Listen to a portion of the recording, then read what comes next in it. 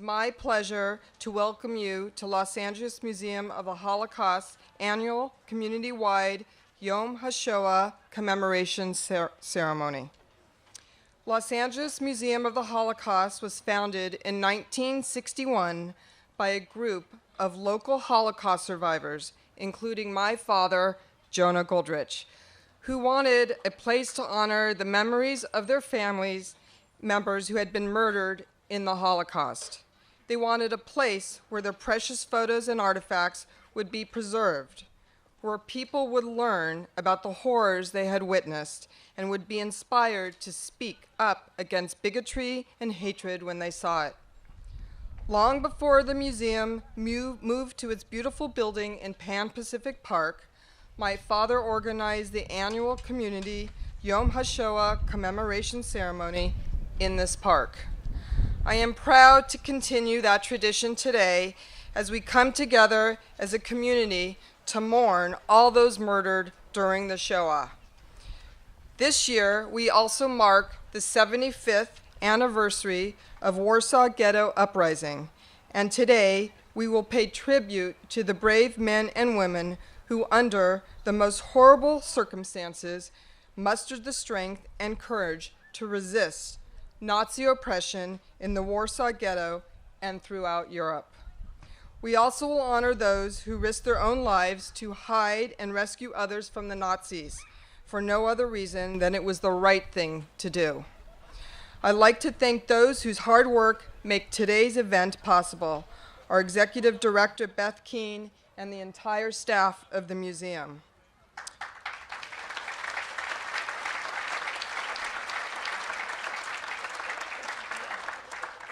I want to recognize my fellow members of the museum's executive board, Jamie Rosenblood and Paulette Nessum. Please stand.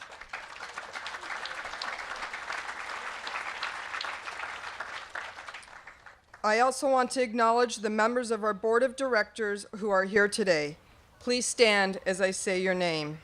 Jamie Rosenblood, Perla Carney, David Weiner, Yaniv Tepper, Galit Prince, Patsy Palmer, Larry Newberg, Paulette Nessum, Dr. Gary Schiller, Frank Schiller, Stephen Grinberg.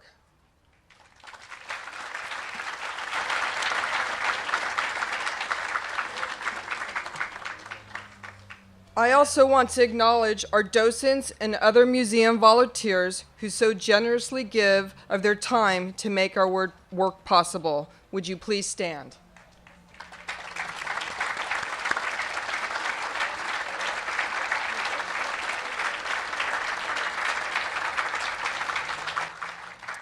I'd like to recognize and thank the elected officials who are here today.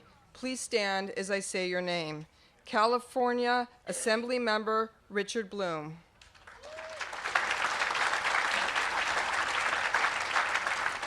Los Angeles City Attorney Mike Fuhrer.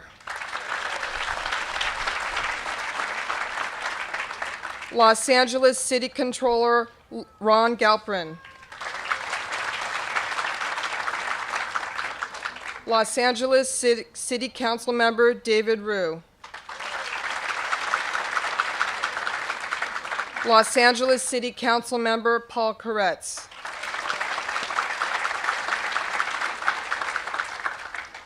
I also want to thank the diplomats who honor us with their presence today. Please excuse any mispronunciation. Please stand as I say your name. Consul General of Austria, Andreas Lohner.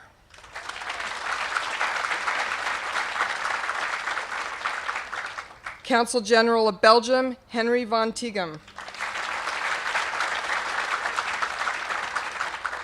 Consul General of Czech Republic, Pavel Shepelek.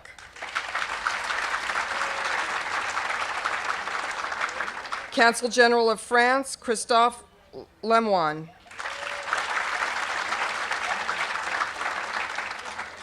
Deputy Consul General of Germany, Catherine Steinbrenner.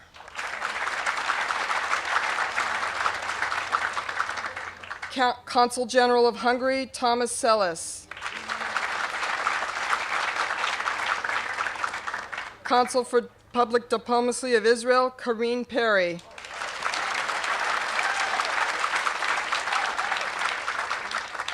Consul General of Japan, Aki Chiba.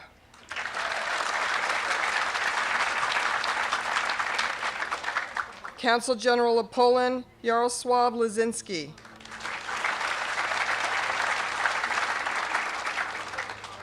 Vice Consul of Poland, Ignacy Jarski.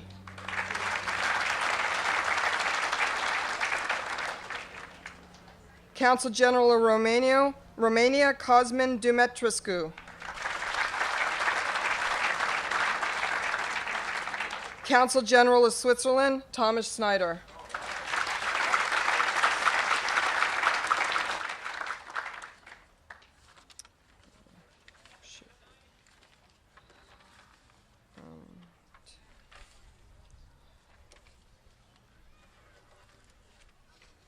Los Angeles Museum of the Holocaust was founded by Holocaust survivors and survivors who have always been the primary focus of the museum. As the years pass, our survivor community inevitably grows smaller. This year, we lost our treasured friends, Esther Tepper, Kurt Lowens, Helen Freeman, Michael Giuseppes, Idil Staffoltz, Emil Jacoby, Sarah Jacobs, Coleman Aron, Leslie Gonda, Alan Greenstein, and just last week, Sally Marco. As our community becomes smaller, we rely on our survivors even more to tell their stories, to connect with young people learning about the Holocaust, and to inspire us with their resilience. At this time, I would like to ask all Holocaust survivors who are here today to stand, if you are able, so that we may honor you.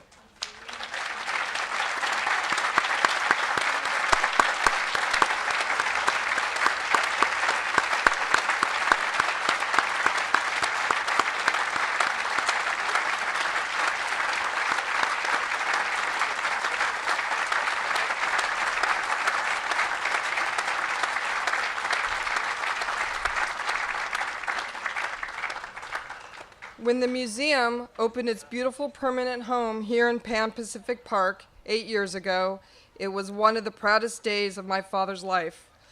My father believed the most important thing he accomplished was to ensure that people would learn about the Holocaust long after he was gone. I am proud to carry on my father's legacy and the mission of all the founding survivors by supporting Los Angeles Museum of the Holocaust as an institution that provides free Holocaust education, remembers those who perished, honors those who survived, and inspires a more humane future. Our job today is bridging the survivors and their stories to future generations so their history is never forgotten. With the increasing evidence of rising anti-Semitism worldwide, it is important, more now than ever, to never forget the lessons of the Holocaust. I'd now like to introduce Rabbi Tal Sessler, Sephardic Temple Tifereth Israel, who will give us the invocation.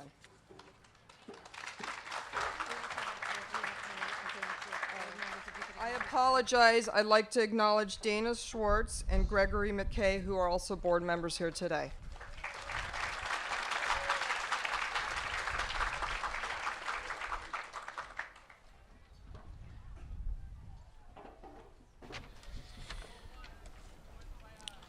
Two events last week have symbolic resonance which looms large.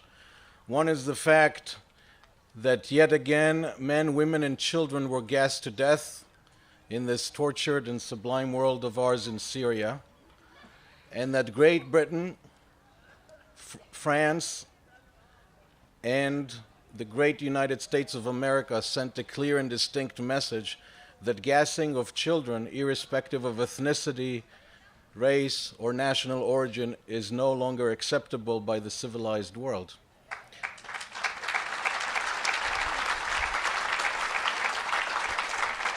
And the second event was at the March of the Living. And the President of Israel marched shoulder to shoulder with the President of Poland and also with the Chief of Staff of the Israeli Defense Forces. and the head of the Mossad, and the head of the Shin Bet. Our annual theme this year is resistance and rebellion as we commemorate 3/4 of a century since the Warsaw Ghetto Uprising.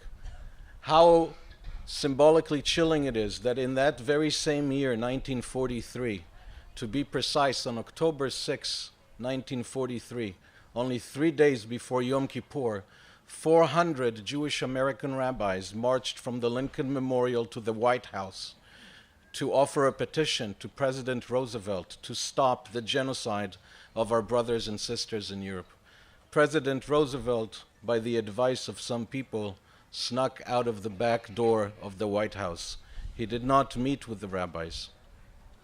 Today, we have the Jewish state of Israel. Today, there is a clear and pervasive linkage between those Jewish warriors in the Warsaw Ghetto in 1943 and the fact today that Jewish blood can no longer be shed with impunity and with immunity. Today, the state of Israel is here. Today, the Jewish people is a political and military nuclear power to be reckoned with, to protect every single Jew from New Zealand in the east to California in the west. In addition to that, our rebellion, our resistance is also a cultural and spiritual one. Please be aware of the fact, please celebrate the fact that today, as we speak, there are more people studying Torah and Jewish spirituality and culture in the world than at any other point in 4,000 years of Jewish history. More than in pre-Holocaust Europe, more even than the Talmudic academies of the Babylonian era.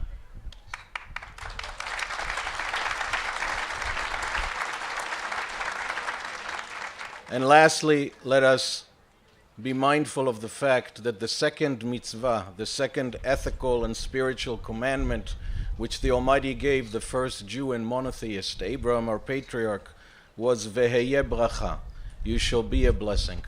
We continue to believe, Jewish people and people of conscience from all over the world, that there is more to celebrate than to denigrate in the human condition. We have Israeli delegations committed to Tikkun Olam who are amongst the first to come to areas struck by natural calamities and disasters.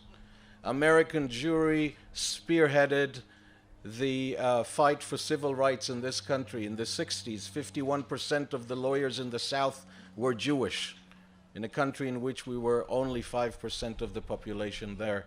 Then, today, we're 3%. And lastly, Jewish individuals, we are proud to say, continue to excel disproportionately in the arts and in the sciences, and are recipients of numerous Nobel Prizes and contributing to medical advancements as well as information technology. Four Jewish individuals gave the world Google and Facebook, which enables all of humanity to come closer than ever before today.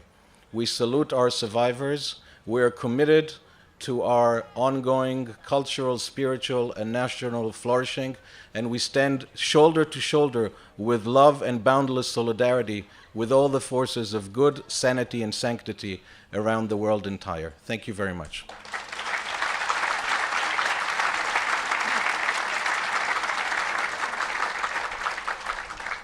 I'm now honored to welcome to stage Lillian Mottern. Lillian is an 11th grader at California Independent School and an active member of the museum's Teen Advisory Board and Voices of History theater programs. Please rise as Lillian sings the national anthems of the United States and Israel. Thank you.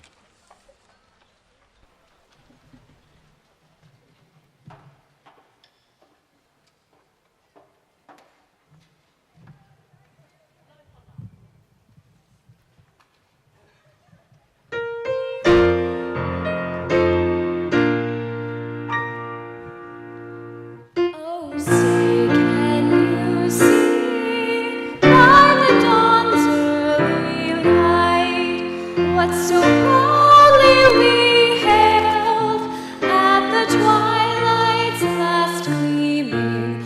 broad stripes and bright stars through the perilous fight, o'er the ramparts we watched were so gallantly streaming, and the rockets red glare, the bombs bursting in air, gave proof through the night that our flag was still there. Oh, say does that star-spangled banner yet wave o'er the land of the free and the home of the brave?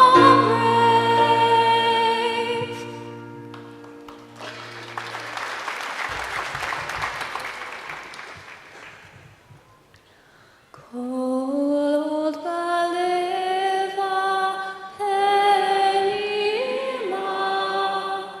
Nefesh Yehudi Homia Ufalatem Mizrak Kadima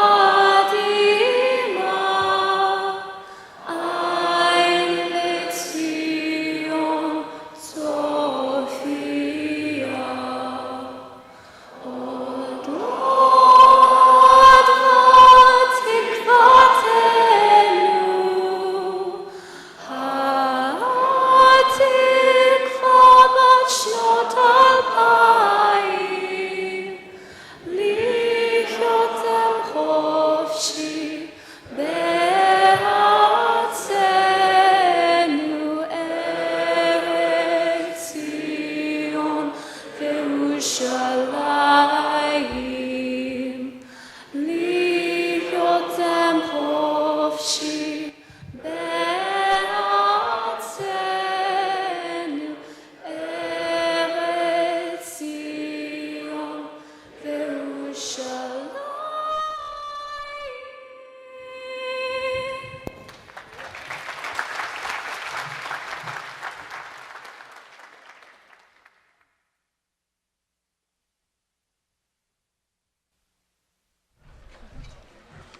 Good afternoon.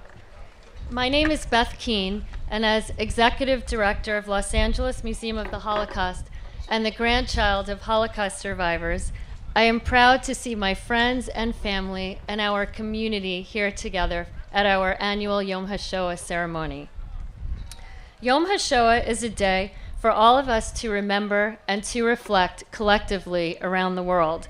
We remember those whose lives were lost and honor those who miraculously survived the most horrific genocide in modern history.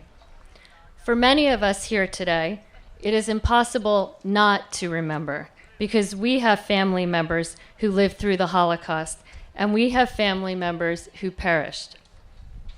Growing up, I had the privilege of listening to my grandma Rose, who was a survivor, until she passed away in 2005 when I was 38 years old. She would tell me and my sister how she peeled potatoes in Ravensbrück, the notorious all-women's concentration camp. My grandmother told us how she was one of the lucky ones because she was able to sneak a potato skin in her mouth every now and then, or throw one across the floor to the other prisoners as they walked by when no guards were watching. No matter how many times I heard her tell these stories, I still couldn't comprehend the pain she endured and the horrific things she witnessed as a young teenage girl. The first time I walked through the doors of our museum's new permanent home in 2010, an artifact caught my eye. It was a potato peeler behind a glass case. I stopped in my tracks and I just fixated on it for a few minutes. Mary Bauer, a survivor from Budapest, Hungary, was standing next to me, and I told her how my grandmother peeled potatoes in Ravensbrück. Mary grabbed my hands and said to me, "Honey, your grandmother saved my life." I didn't quite understand what she meant by that. But then she explained to me how the Polish girls in the kitchen used to throw her a potato peel when she walked by. So in fact, my grandmother might literally have saved Mary's life. At our museum, we use artifacts and oral histories to teach about the Holocaust and focus on individual stories. The potato peeler was one of several artifacts we had on loan from the Auschwitz-Birkenau Museum and represents a unique human story, one that I share with visitors when I give tours, allowing me to safeguard my grandmother's memory. And by sharing a personal memory inspired by a simple artifact, the impact is stronger and the memory lives on.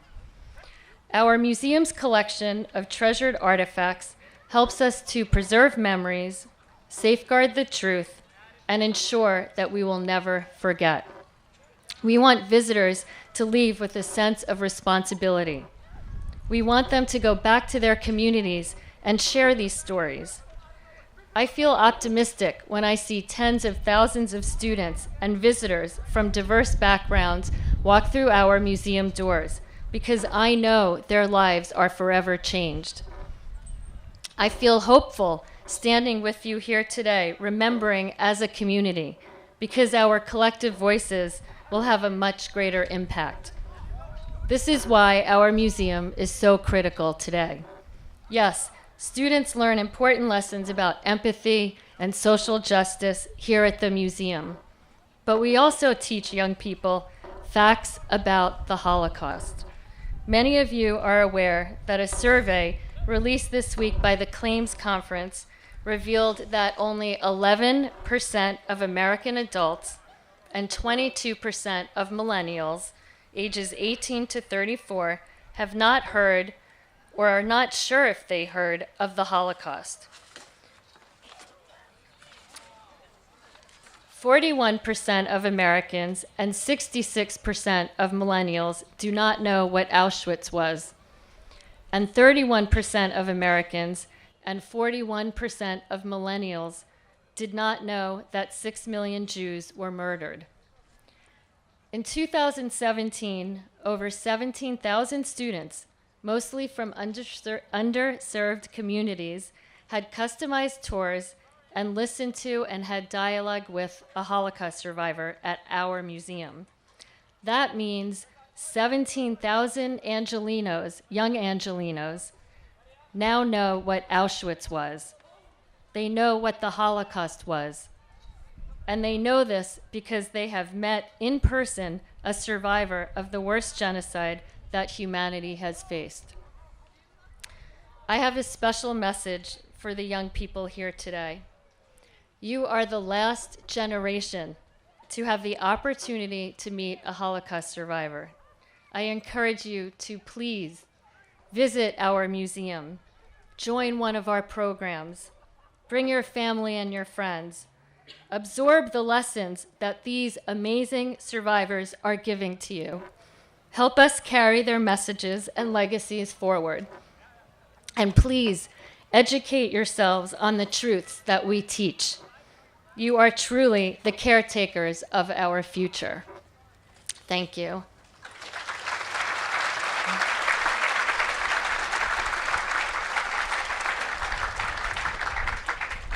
Now I have the pleasure of welcoming Karine Perry, Consul for Public Diplomacy, Consulate General of Israel.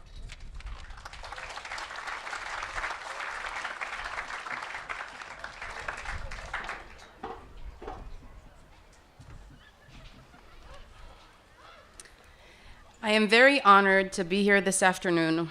I want to begin by recognizing Beth Keane, Executive Director of the Los Angeles Museum of the Holocaust, and Paul Nussbaum, President of the museum.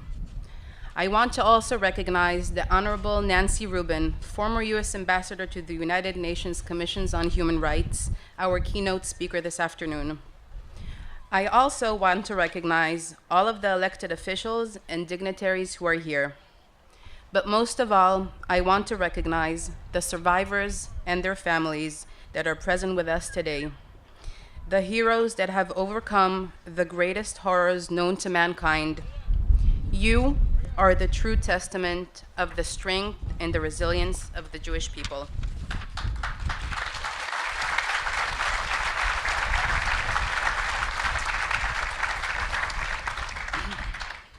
We gather here today to remember the loss of so many lives. 6 million Jews who were murdered by Nazis during the Holocaust. They each had a name, an individual identity, a family, a life with dreams, hopes, and aspirations. Today, we fulfill our sacred obligation of remembering each and every one of them. It is always an honor for me to represent the State of Israel. However, on a day like today, it takes on a special significance. I stand here today not just as an Israeli diplomat. I stand here also as a granddaughter of Holocaust survivors and a great-granddaughter of those who perished in the Holocaust. I stand here proudly representing my country, the State of Israel, a country that rose up out of the ashes of the Shoah to become the Jewish homeland. My grandmother became an orphan when she was only 11 years young. Her father was sent to forced labor camp where he found his death within a few short months. Her mother, left to take care of 5 small children, was shot on the streets by a Nazi soldier when he noticed that she was given 2 loaves of bread instead of 1 to bring home to feed her children. She was only 38 when she was brutally murdered. My grandmother never spoke much about those dark days in her childhood. The only thing she told us was that when her mother died, she had to take care of her younger siblings. The youngest were 3-year-old twins, and she managed somehow to send them to an orphanage. She was not accepted because she was too old. Even many years later, my grandmother could never forget the feeling of wandering the streets for days and days alone, without anyone ever asking her, "Little girl, are you hungry? Little girl, have you eaten anything today?" When we hear of all the horrors and we see all the pictures from that dark time in history, it is hard to understand from where the Jews drew their bravery and strength. Tormented, beaten, starved, where did they find the strength, spiritual and physical, to resist and survive? This year, we are marking 75 years to the Warsaw Ghetto Uprising. We remember the bravery and the heroism of Jewish resistance fighters. The story of the Warsaw Ghetto Uprising remains engraved into the collective memory of post-war Jewry. The uprisings and the resistant movements that took place during the Holocaust serve as a reminder of the strength of the human spirit and the resilience of the Jewish people. The survivors, their descendants, and the entire Jewish people learned a valuable lesson: that Jews could never again allow themselves to be powerless in the face of evil. We, the Jewish people, have always found ways to repair and methods to heal. Despite the trauma and suffering they had faced, many survivors arrived in Israel ready to rebuild their lives and reestablish Israel as the homeland for the Jewish people. These survivors, these heroes, became an inseparable part of Israeli society, laying the foundation for the modern-day State of Israel. Today, the State of Israel is a modern, vibrant, and powerful democracy with a thriving economy and a diverse cultural voice. In the face of difficult circumstances, Israel continues to strive to live in peace and coexistence with its neighbors.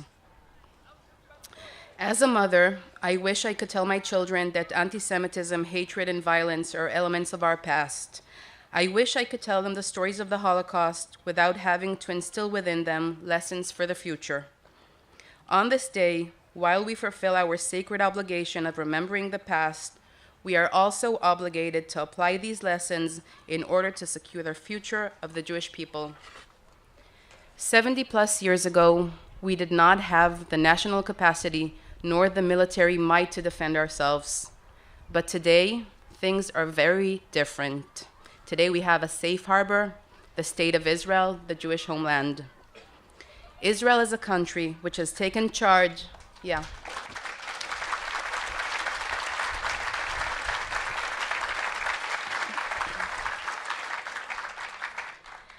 Israel is a country which has taken charge of its destiny. Although surrounded by enemies and poor natural resources, Israelis quickly learned how to turn hardship into strength and success, with many innovations that benefit not only our people, but all of humanity.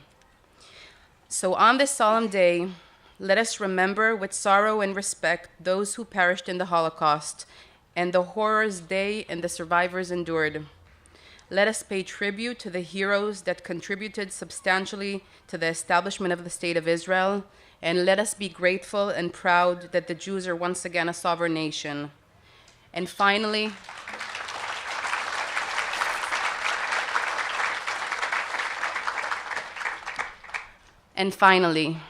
let us remember that never again is a sacred promise. Thank you.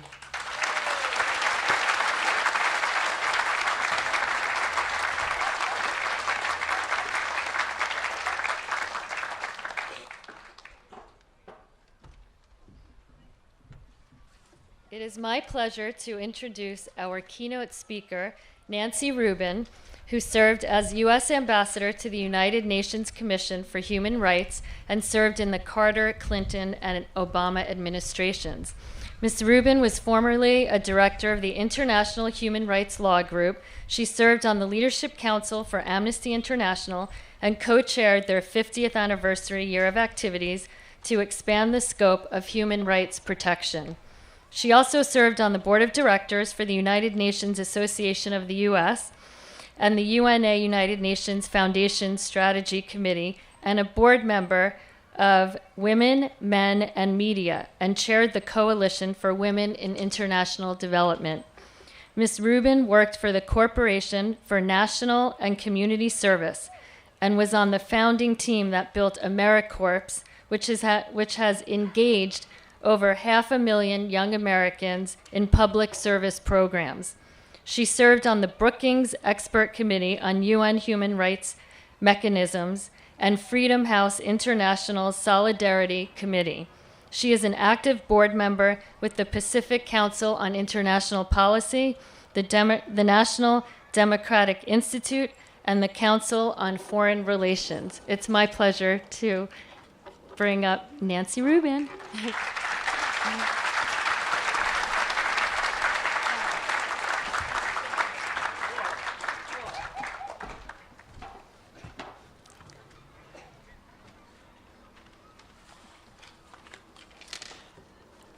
So that was quite an introduction.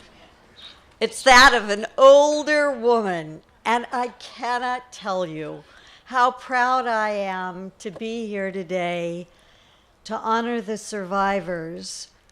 Proud to be here amongst 3 generations, and most importantly with my granddaughter, who's 13 and is a fabulous storyteller. I greet you as part of the Jewish family with such enormous pride in our history. And I also greet you as a citizen of the wider world who deeply feels that our interdependent and intergenerational existence depends on each other. We gather, marking the most hateful and heinous attack on human rights that the world has ever known. Remembering Yom HaShoah, we also mark the 75th anniversary of the Warsaw Ghetto Uprising. And we honor all of your acts of resistance and resilience. We have learned the danger, the failure of Western leaders to confront what was clearly visible before them. This led to the dehumanizing of anti-Semitic tragedies and the anti-Roma, anti-Gypsy, anti-gay, anti-other sentiments, many of which continue to this day. As Jews, we remember and seek to educate with a vision of inspiring humanity through truth. As a human rights advocate, I think it is also valuable to reflect on how the world is doing in confronting evil. For today, angst abounds everywhere, not only in the news, but in the complex diversity of the culture we currently live in. Through 3 administrations, I have traveled to many continents to stand fast against despicable human rights abuses. I learned that across borders, we still need unflinching, courageous conversations about the past. Our future depends on understanding our history, policies, and power equations. And while still raw with emotions for our Jewish history and current concerns, we will also use our moral authority to fight for justice wherever it is shattered. For we know silence can become complicity. The Jewish heart believes in tikkun olam. It's universal. And while we combat anti-Semitism, we are going to confront hate and prevent genocide everywhere. Myanmar's Aung San Suu Kyi was once an admirable leader, but she lost her moral authority as she declined to speak about the Rohingya minority. The U.S. Holocaust Museum revoked her prestigious award, and Jewish organizations led by the American Jewish World Service in 48 hours organized transport, boats, and emergency supplies, and today they are seeking sanctions. When I was nominated U.S. Ambassador for Human Rights, I was given a prep book of 193 countries. I was told to master all of the issues, their causes, and the human rights violations within. I had a week to get all the facts and to know the book well. As I leafed through it, Algeria, Argentina, Australia, Albania. Oh, I was overwhelmed, and I hadn't begun bees, and I needed to get through Zimbabwe. I suddenly had an epiphany. I was not faced with 193 different stories of human rights abuse. While the countries and the problems within them could change, the causes were deep and long-standing, and they were passed from generation to generation with fear, lies, and deception. And I grasped that my personal responsibility was to be equally sensitive to every human rights misery, for we must walk in each other's shoes.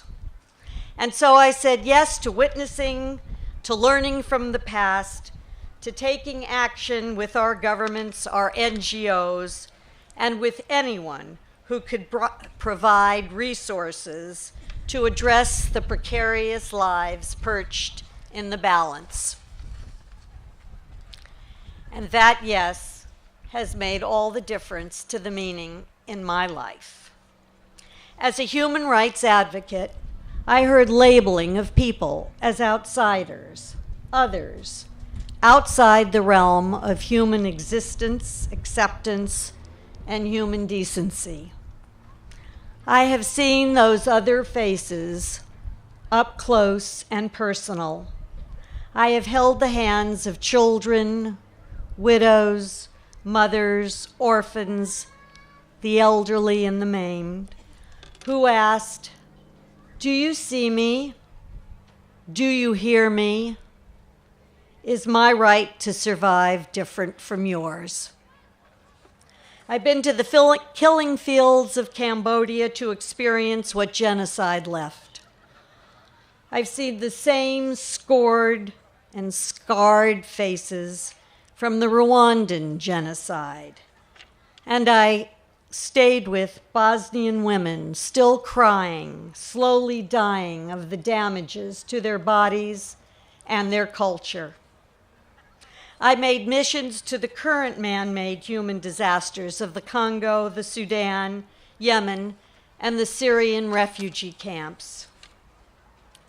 And on the other side, the side of goodness, I've seen the inspiring efforts of leaders who moved their populations to unity after indescribable brutalities. From the remarkable leadership in South Africa after the fall of apartheid, we heard, "My humanity is bound up in yours, for we can only be human together." I saw it in the bravery of reconciliation over religion in Northern Ireland and over tribalism in Rwanda, and I was present in Bosnia for Dayton. These were hard-won victories, but they hold a beacon of hope. Yet we awaken to never forget, never again, which is often blotted out by new instances of inhumanity and cruelty. Anti is all around us. And oh yes, there are 66 million displaced persons who are unable and afraid to go home, and they did nothing to cause their condition. In Great Britain, Jews used to feel safe, yet a major political party is accepting language that smacks of anti-Semitism. In Germany and France, political parties are exploiting Muslims, and the other can easily become us. In Paris, Morel Knoll, an 85-year-old Holocaust survivor, was killed merely for being a Jew. Yet the city rose up to decry her death. Anti-Semitism in Europe, and Eastern Europe in particular, is on the rise. In many of these countries, Jews fear to openly identify as Jews. The Pew Research Center did a survey of Eastern European attitudes that reflected that less than half of Eastern Europeans would accept Jews as members of their family, while a fifth said they did not want them as neighbors. And in Poland right now, some Jews fear for their future, and the wartime history feels very immediate. But in California and elsewhere, we are not letting the challenge of political climate revise our historical facts. There is a Jewish caucus in Sacramento that is fighting anti-Semitism and anti-Israel sentiment.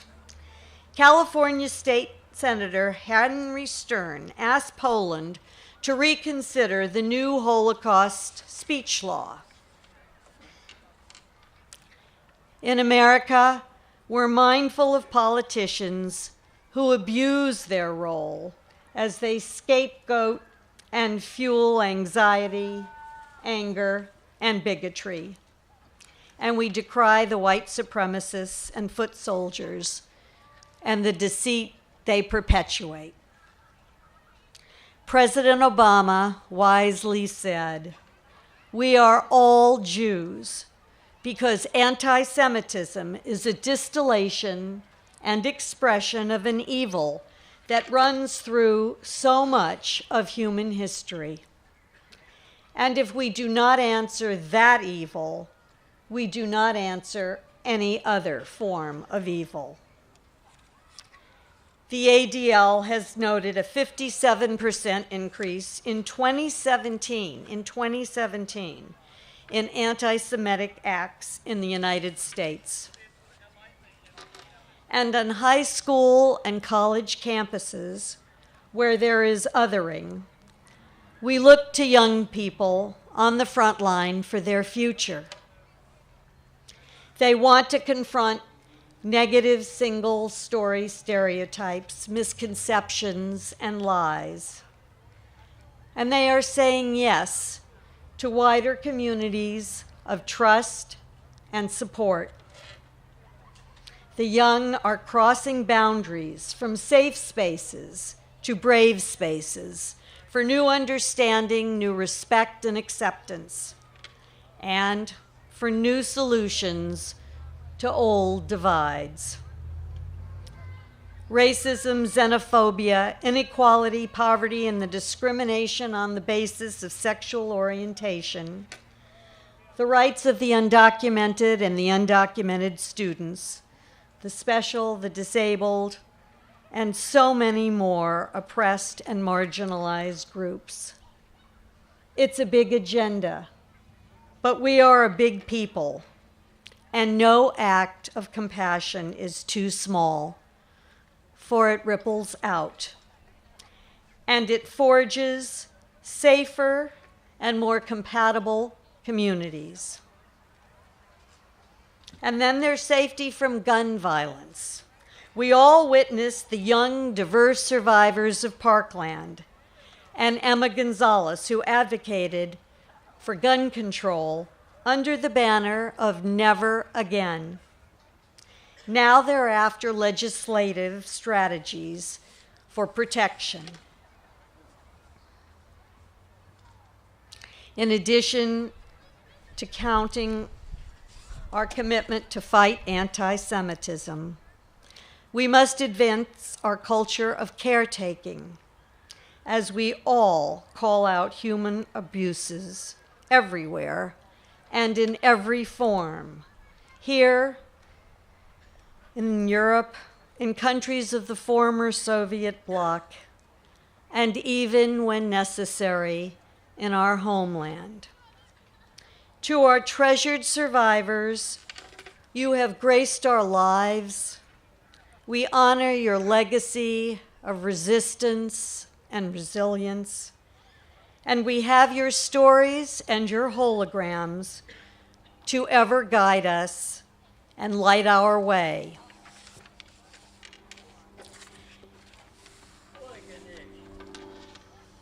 And to our young people, we hold a torch that we pass along to you, believing that never again will be part of your very stories.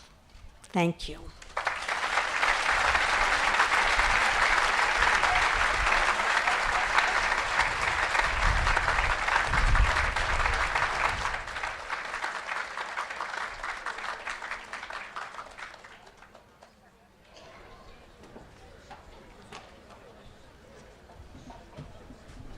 Good afternoon and hello. Thank you all for coming. My name is Larry Newberg. I am on the museum's board of directors, and I'm also the son of a Holocaust survivor.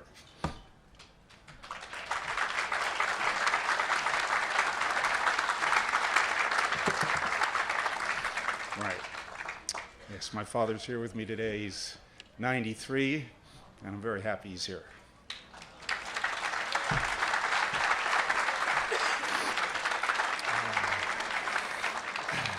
Let us join in a moment of tribute as we light 6 yahrzeit candles in honor of the victims of the Shoah.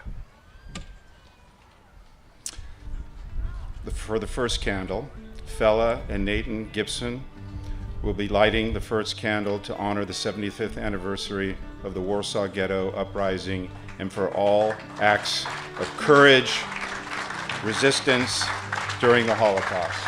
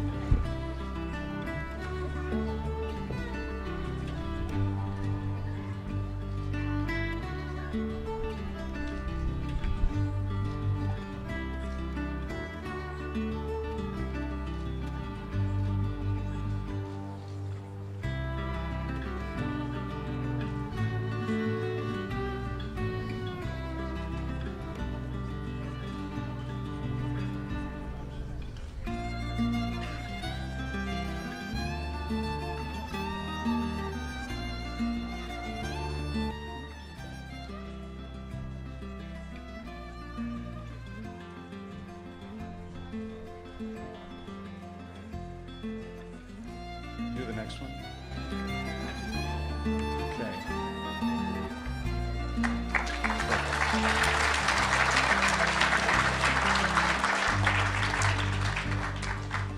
Okay, thank you. Next, the families of museum founders Masha Lowen, Benjamin Woods, Miriam Bell will light the second candle to honor the Holocaust survivors who founded Los Angeles Museum of the Holocaust in 1961.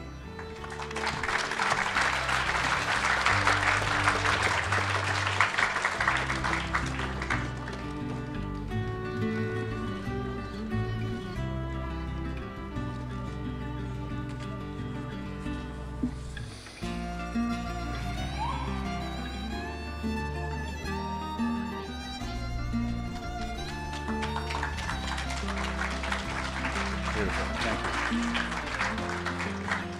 Thank you.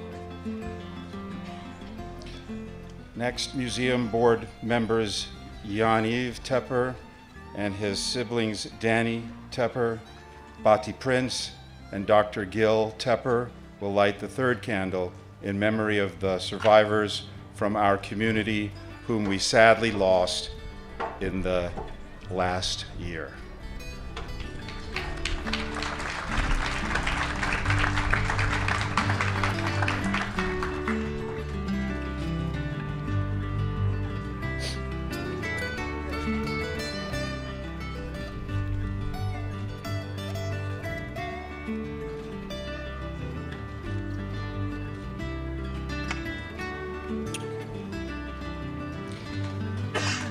Museum docent and daughter of a partisan fighter, Anna Paiko, will light the fourth candle as a tribute to those heroic individuals, those who rescued Jews, and those who are righteous among the nations.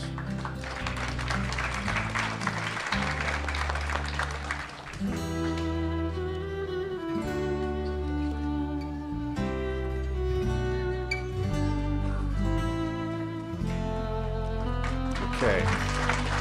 Child survivor Daisy Miller will light the fifth candle in memory of the 1.5 million Jewish children who perished.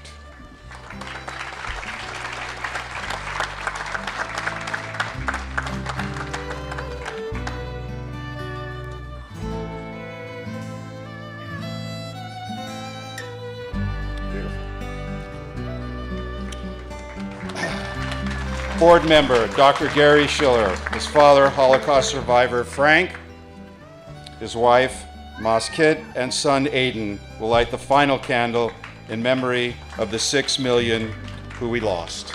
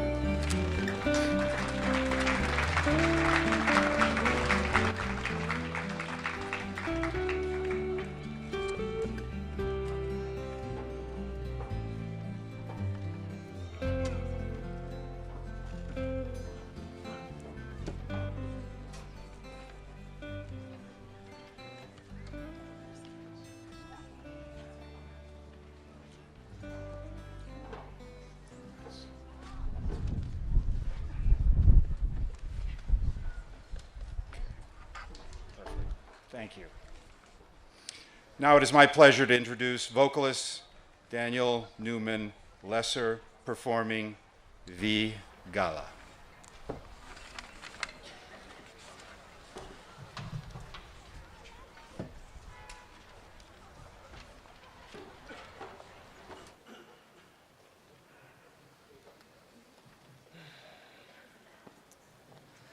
It is my great honor to stand here and sing for you today. A fair disclaimer, I am first and foremost a conductor, composer, and pianist, and I will do what I can to honor the survivors here today, the children and the grandchildren of survivors, with what little voice that I have, and also to honor the great composer, singer, and hero of Theresienstadt, Ilse Weber. The song that I'll be singing for you today, Vigala, which roughly translates to lullaby, is one of 60 or so poems that Ilse Weber wrote while imprisoned in Theresienstadt. She wrote these songs and poems during the day while also serving as a nurse in the children's hospital in Theresienstadt at night. She brought light and comfort to children and anybody else who would listen in a place where there was very little of either. The song roughly translates as such.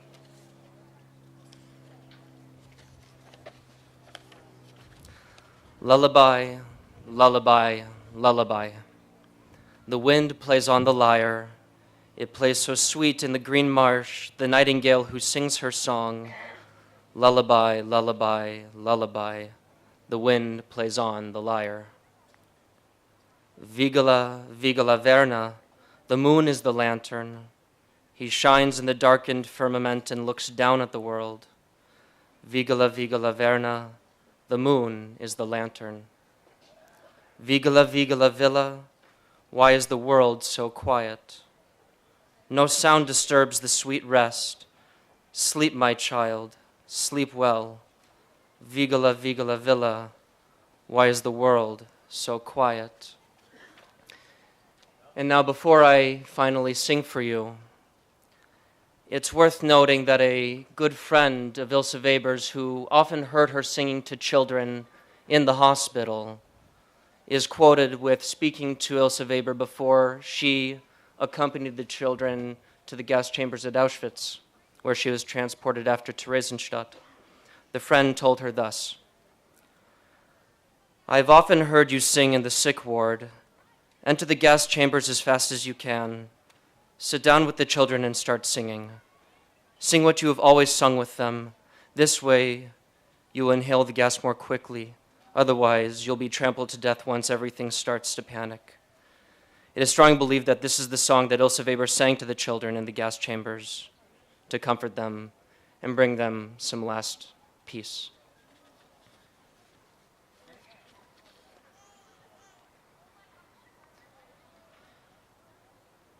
Vigala, Vigala,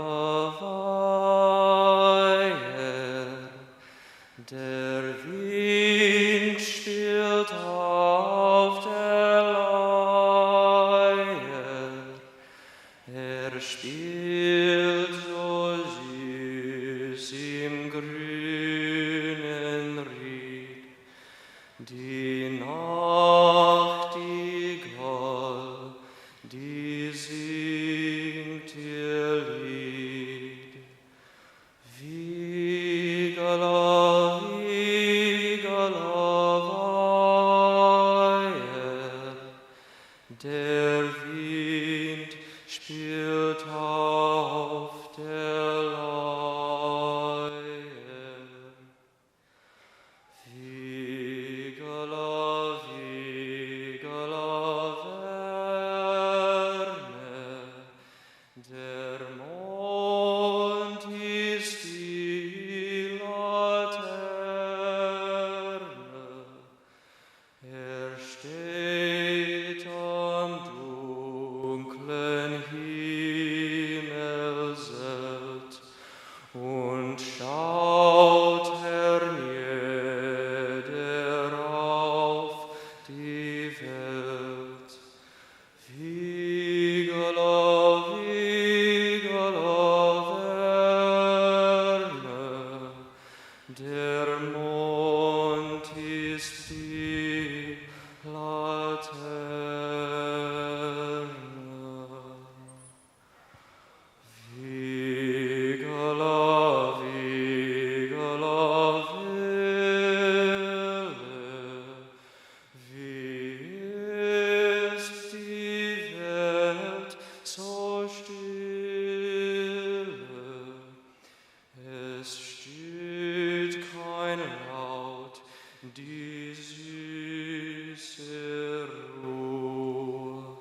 Schlaf, mein Kindchen, schlaf auch du.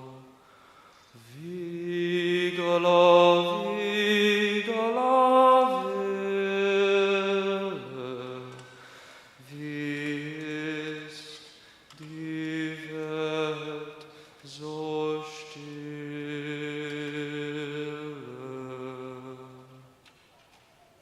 Thank you.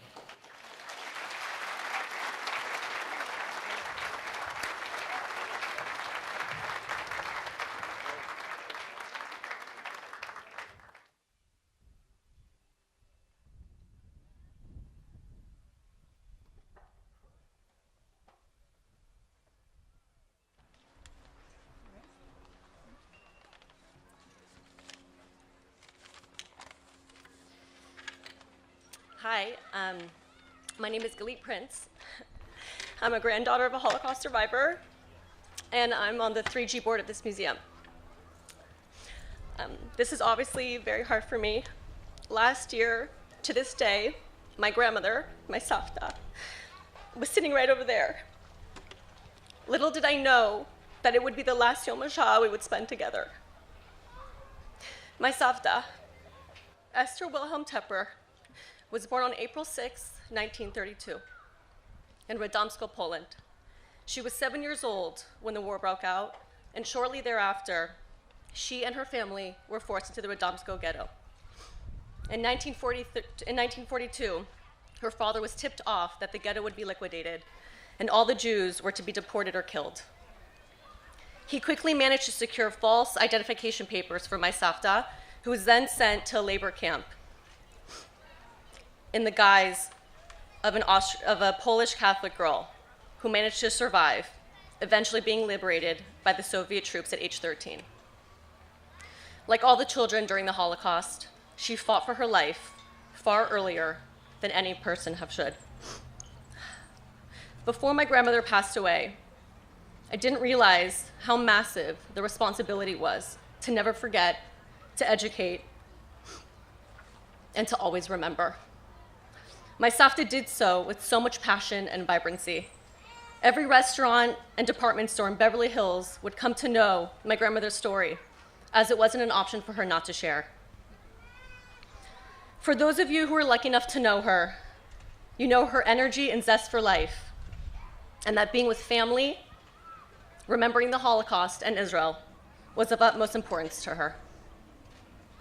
In the years immediately preceding her passing, I would accompany her to dozen speaking engagements. I would sit in awe at how she connected with people of all ages and inspired them. In fact, the last time she spoke at an event, it was an event that I spearheaded at this museum. It means a lot to know that I had the chance to sit there next to her, hold her hand, while she did what she loved doing. I recently came to the realization that now, with her gone, our role has shifted. Her children, her grandchildren, are her storytellers, and we all bear witness for her. We all have to carry the responsibility and the torch where she left off. I personally have stepped up to meet this challenge, and a few months ago, I spoke at a third-generation event for my grandmother.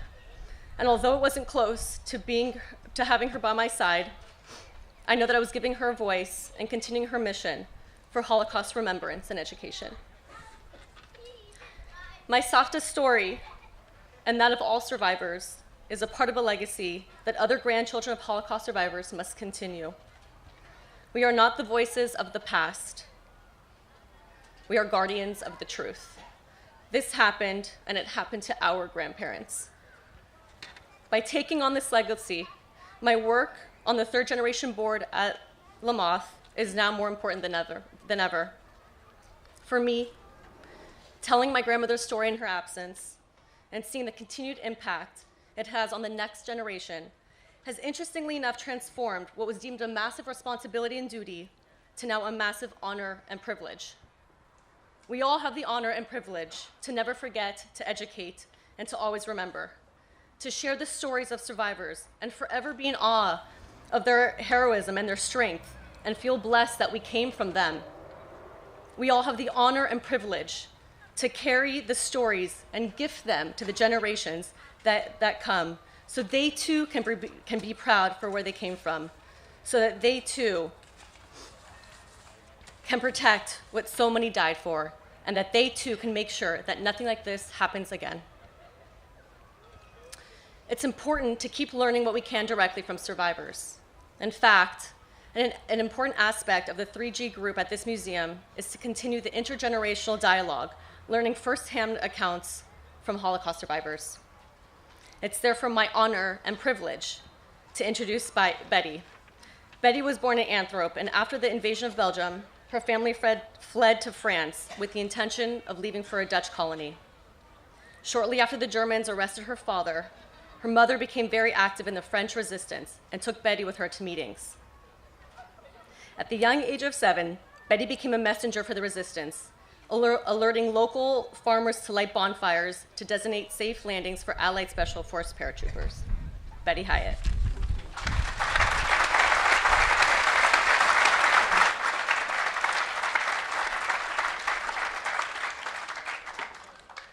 I was a hidden child during World War II. I lived with a midwife, Eugénie Brunel, in the southeast part of France. Mademoiselle Brunel was a member of the French resistance, called the Maquis, the French underground. The French resistance was a group of civilians who defied the German takeover of France and the French people. The resistance consisted of mainly local people in the village, all from different walks of life, offering their expertise at great risk to their own lives. They were the unsung heroes who made it possible and paved the way for the Allied forces to be able to forge ahead. The French resistance was the network that provided information and guidance needed for the Allied forces to succeed in their mission to liberate the area. The French resistance was also involved in overseeing the safety of the hidden Jewish families in the vicinity, including mine.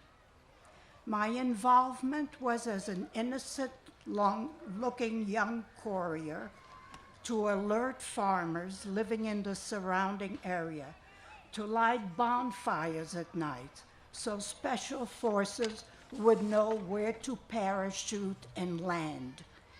These men would then be deployed to plant explosives in an effort to blow up bridges and roads to prevent the approaching German troops from advancing. My personal finest hour, it was Christmas Eve. 3 special forces at Eugénie Brunel's house awaiting deployment. A small candle on the kitchen table was the only light source in the house. We wished each other a happy Christmas, and then the midwife brings out and pours her maiden name is also Prince, with an S, not with a C. Thank you, Betty. Now it's our pleasure to introduce Cantor Phil Barron from Valley Beth Shalom to lead us in the Kaddish and El Malei Rachamim.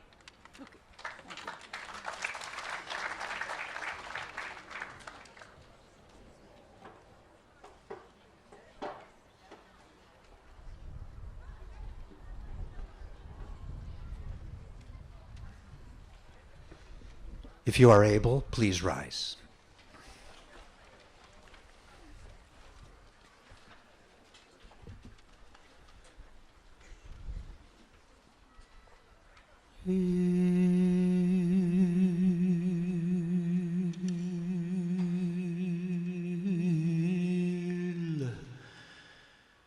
Il Malei Rachamim Shochen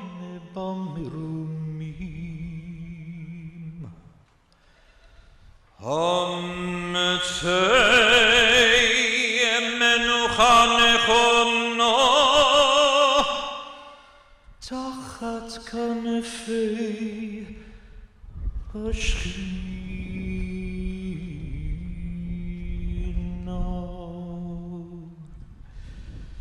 במעלות קדושים מאוד הרים, כזוהר הרקיע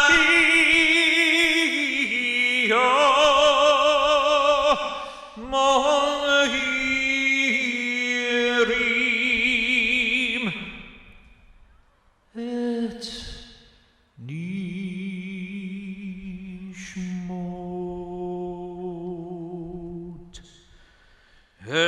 נשמות כל אחינו בני ישראל שנטבחו בשואה, הקדושים והטהורים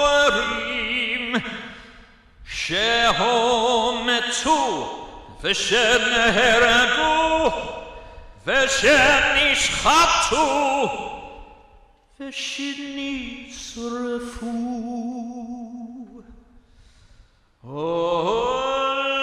לקידוש השם בגן עדן תהי מנוחתם לכם.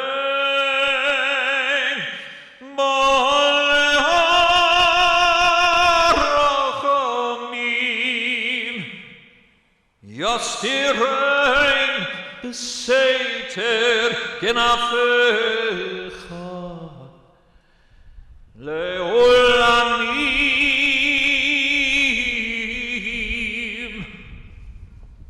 ויצרור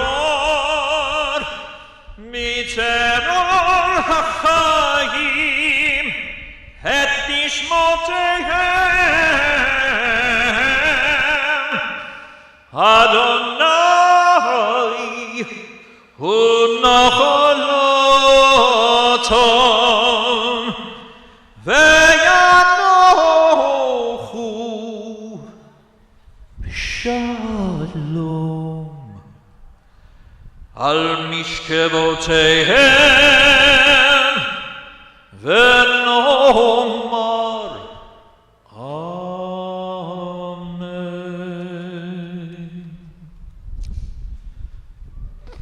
join our voices together for the Kaddish. Yitgadal v'yitkadash shemei Rabba, be'alma divrach hirutei v'yamlich malchutei, b'chayechon uv'yomechon uv'chaye dechol beit Yisrael, ba'agala uv'izman kariv v'imru amen. Yehei shmei Rabba mevarach le'olam u'lamei olmaya. Yitbarach v'yishtabach, v'yitba'ar v'yitromam v'yitnaseh, v'yithadar v'yit'aleh v'yithalal, shmei d'kudshah b'richu. Le'ela min kol birchata v'shirata, tushbechata v'nechemata, da'miran b'alma v'imru amen. Yehei shlama rabba min shemaya, v'chaim aleinu v'al kol Yisrael v'imru amen. Oseh shalom bimromav, hu ya'aseh shalom, aleinu v'al kol Yisrael v'imru amen. Ya'aseh shalom, ya'aseh shalom, shalom aleinu v'al kol Yisrael. Ya'aseh shalom, ya'aseh shalom, shalom aleinu ve'al kol Yisrael. Ya'aseh shalom, ya'aseh shalom, shalom aleinu ve'al kol Yisrael. Ya'aseh shalom, ya'aseh shalom, shalom aleinu ve'al kol Yisrael. Ya'aseh shalom, ya'aseh shalom, shalom aleinu ve'al kol Yisrael.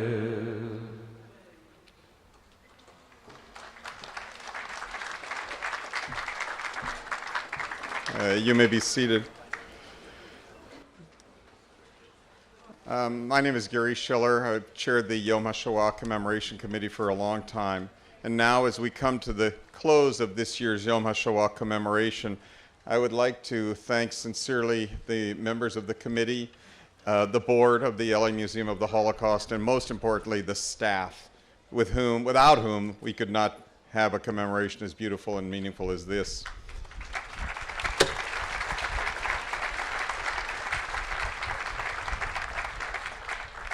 As we come to the close of this commemoration, we should take stock of what Holocaust memory can and cannot achieve. Much has been written lately about the meaning of our memorializing about the Shoah and the impact of memory on our present world. The Shoah has been studied and will be studied for its history and its implications for today. The Shoah was firstly an organized, state-sanctioned theft of property, of freedom, of education, of youth and old age, and finally, of course, a theft of life.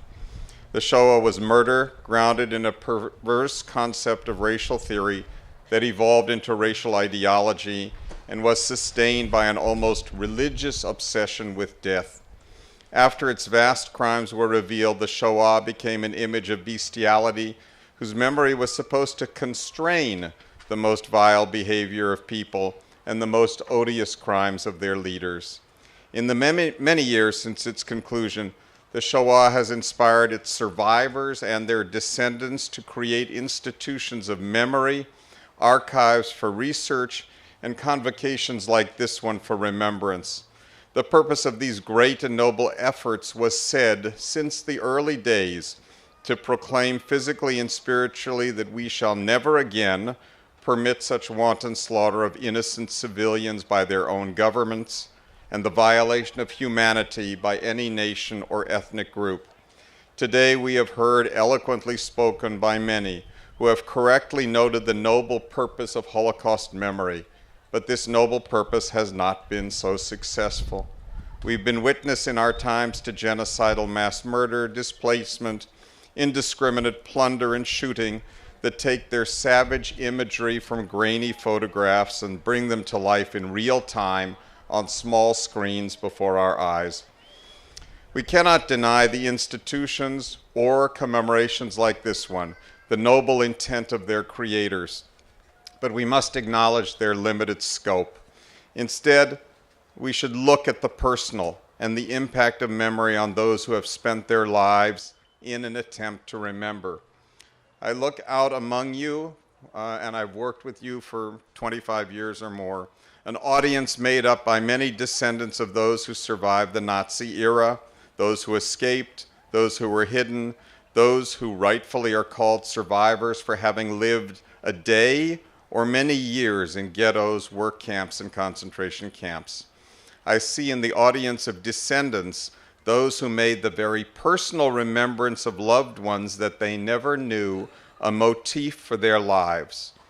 As the first generation born to survivors now looks into our own advancing age, I see people who made memory the guiding principle of their work, their relationships, and finally, their lives.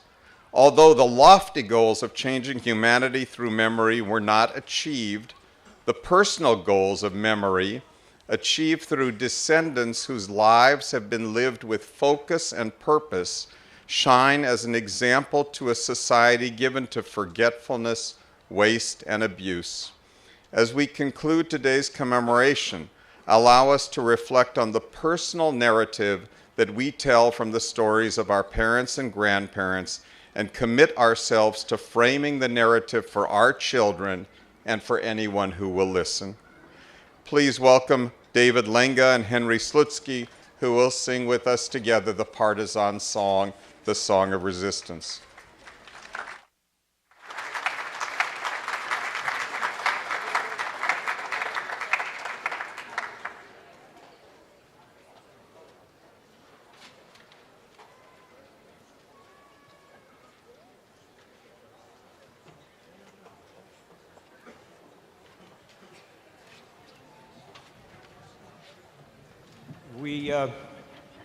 We would invite survivors and descendants of survivors to come and join us, those who know the song, to come up here on the stage and join us, as we are not singers. Thank you.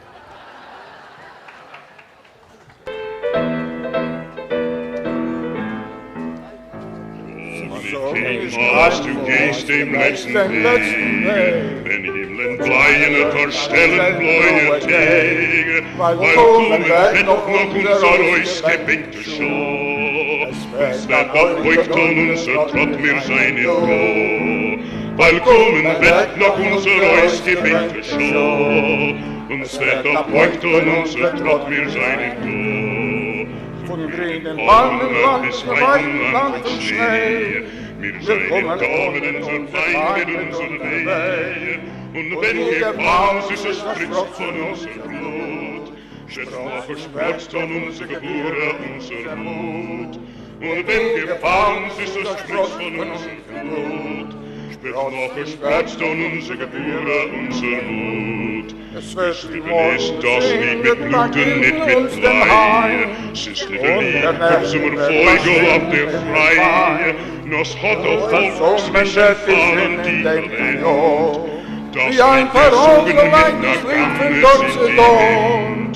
Nos hat auf Volksmenschen fallen die Verleihung. Das Lied gesungen mit einer Ganges. Das Lied geschrieben mit Geblut und nicht mit Blei. Das ist kein Lied, auf ein Vogel läuft frei. Das hat das Volk zwischen Falle die gewähnt. Das Lied gesungen mit einer Ganges in die Hände. Das hat ein Volk zwischen Falle die gewähnt. Das Lied gesungen mit einer Ganges in die Hände. Das sucht mich kein Mal als die Geist im letzten Weg. Gott Himmel blue, mehr verstellen grüne Tee. Weil kommen weg auf unser ausgebänkte Schuh. Es wird ab heute unser Trott mir seinen Duft. Weil kommen weg auf unser ausgebänkte Schuh. Es wird ab heute unser Trott mir seinen Duft.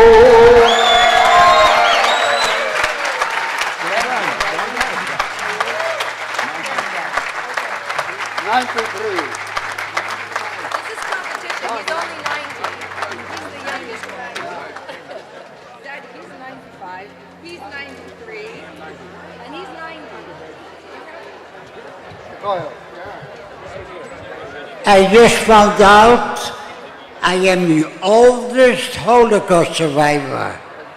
I am 95 years old. I was in 9 different camps. I walked the dead march. I was the youngest of 7 children. When I came back, I was the youngest and the oldest.